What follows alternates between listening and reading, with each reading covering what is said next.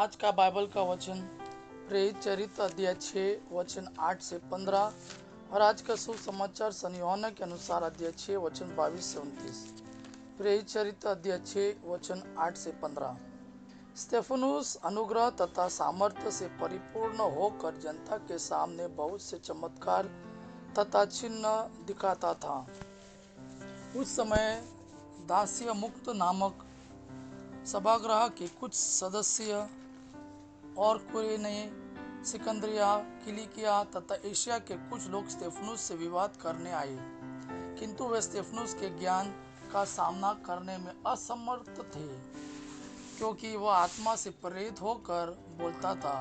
तब उन्होंने घूस देकर कुछ व्यक्तियों से यह झूठी गवाही दिलवाई कि हमने स्तेफनुस को मूसा तथा ईश्वर की निंदा करते सुना।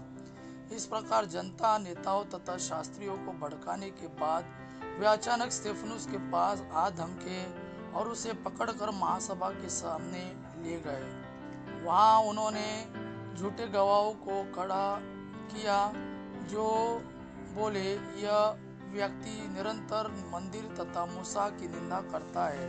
हमने इसे यह कहते सुना कि ईसा नाज़री यह स्थान नष्ट करेगा और मूसा के समय से चले आ रहे हमारे रिवाजों को बदल देगा। महासभा के सब सदस्य स्थिर दृष्टि से स्तेफनुस की ओर देख रहे थे। उसका मुखमंडल उन्हें स्वर्गदूत के जैसा दिख पड़ा। आज का सुसमाचार सन यूहन्ना के अनुसार अध्याय 6 वचन 22 से 29। अध्याय 6 वचन 22 से 29। जो लोग समुद्र के उस पार रह गए थे, उन्होंने देखा कि वहां केवल एक ही नाव थी और ईसा अपने शिष्यों के साथ उस नाव पर सवार नहीं हुए थे। उनके शिष्य अकेले ही चले गए थे। दूसरे दिन तिबेरियस से कुछ नावें उस स्थान में के समीप आ गई जहां ईसा की धन्यवाद की प्रार्थना के बाद लोगों ने रोटी खाई थी।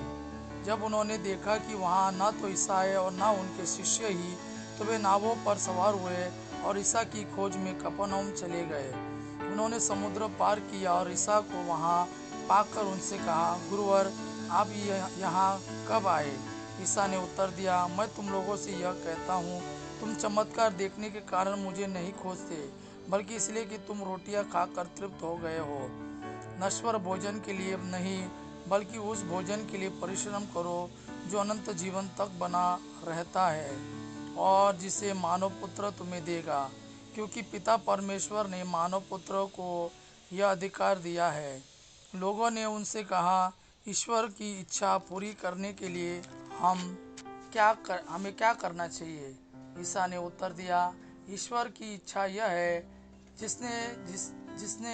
उसने जिसे भेजा है उसमें विश्वास करो।